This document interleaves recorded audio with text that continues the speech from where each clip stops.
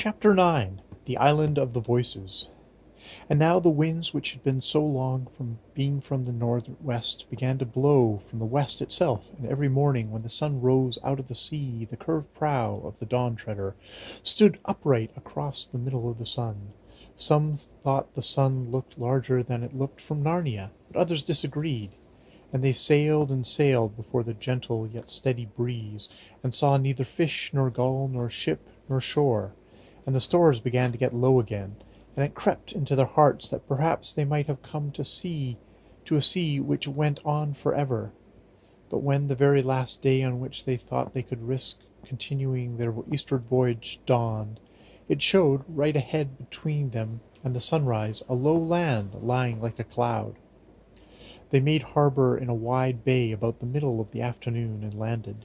It was a very different country from any they had yet seen, for when they had crossed the sandy beach they found all silent and empty, as if it were an uninhabited land. But before them there were level lawns in which the grass was smooth and short, as it used to be in the grounds of a great English house where 10 gardeners were kept. The trees, of which there were many, all stood well apart from one another, and there were no broken branches and no leaves lying on the ground. Pigeons sometimes cooed, but there was no other noise. Presently they came to a long straight sanded path, with not a weed growing on it, and trees on either hand. Far off at the other end of this avenue they now caught sight of a house, very long and grey and quiet-looking in the afternoon sun. Almost as soon as they entered this path, Lucy noticed that she had a little stone in her shoe. In that unknown place it might have been wiser for her to ask the others to wait while she took it out, but she didn't. She just dropped quietly behind and sat down to take off her shoe. Her lace had got into a knot. Before she had undone the knot, the others were at a fair distance ahead. By the time she had got the stone out and was putting the shoe on again, she could no longer hear them. But almost at once she heard something else. It was not coming from the direction of the house. What she heard was a thumping. It sounded as if dozens of strong workmen were hitting the ground as hard as they could with great wooden mallets. It was very quickly coming nearer, and she was already sitting with her back to a tree, and as the tree was not one she could climb, there was nothing to do but sit dead still and press herself against the tree, and hope she wouldn't be seen. Thump, thump, thump, and whatever it was must be very close now, for she could feel the ground shaking. But she could see nothing. She thought the things must be just behind her. But then there came a thump on the path right in front of her. She knew it was on the path, not only by the sound, but because she saw the sand scatter as if it had been struck a heavy blow. But she could see nothing that had been struck. She could see that nothing that had struck it. Then all the thumping noises drew together about 20 feet away from her, and suddenly ceased. Then came the voice. It was really very dreadful, because she could still see nobody at all. The whole of that park-like country still looked as quiet and empty as it looked when they first landed. Nevertheless, only a few feet away from her, a voice spoke, and what it said was, "Mates, now's our chance." Instantly a whole chorus of other voices replied, "Hear him, hear him! Now's our chance. He said, 'Well done, chief. You never said a truer word.'"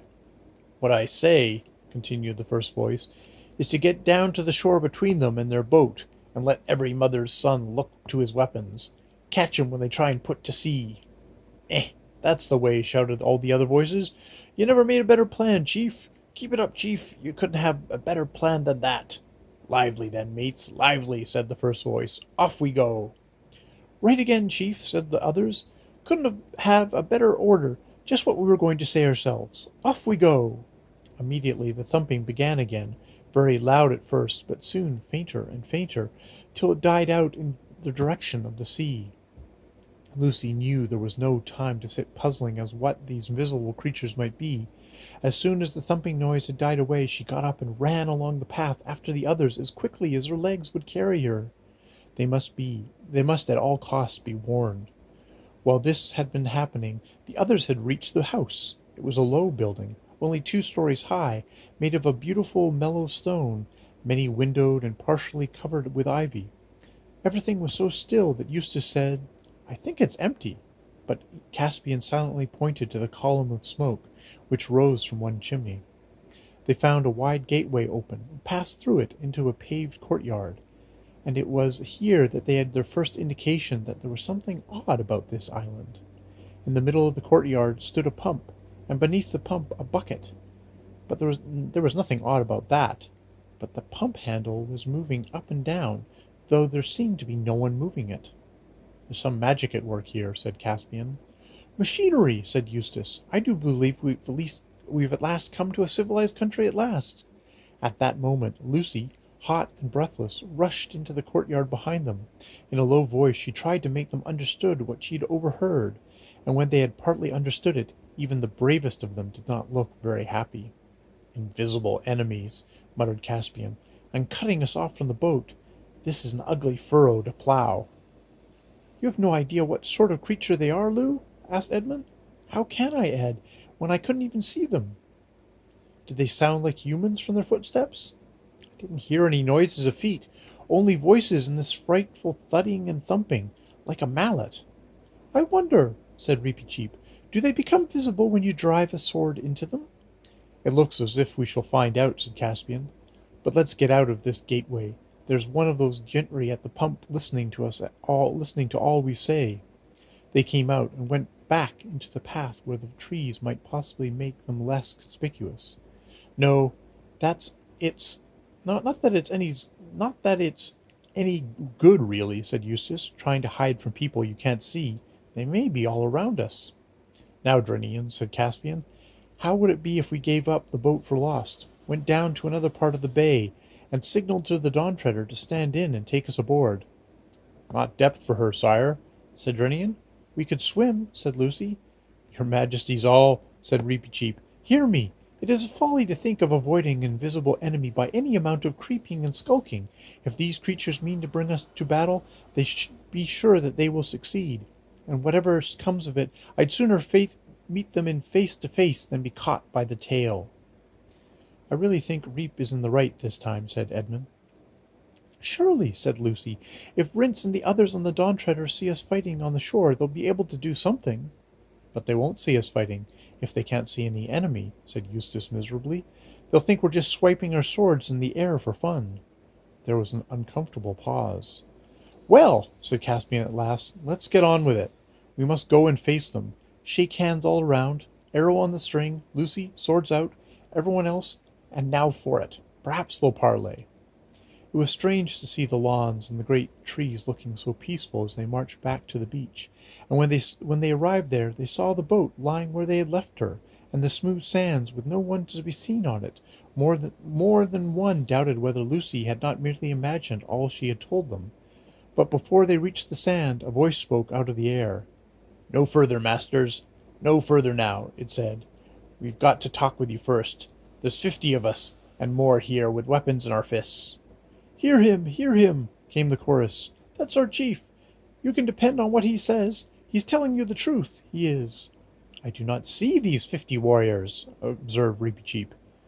That's right, said Chief's voice. "You don't see us. And why not? Because we're invisible." "Keep it up, Chief. Keep it up," said the other voices. "You're talking like a book. They couldn't ask for a better answer than that." "Be quiet, said Caspian, and then added in a louder voice, You invisible people, what do you want with us? And what have we done to earn your enmity?" "We want something that the little girl can do for us," said the chief voice. The others explained that this was just what they would have said themselves. "Little girl?" said Reepicheep. "The lady is a queen." "You don't know about queens," said the chief voice. No more we do," chimed the others. "But we want something she can do." "What is it?" said Lucy. "And if it's anything against Her Majesty's honor or safety," added Reepicheep, "you will wonder if we can see how many we can kill before we die." "Well," said the chief voice, "it's a long story. Suppose we all sit down." The proposal was warmly approved by the other voices, but the Narnians remained standing.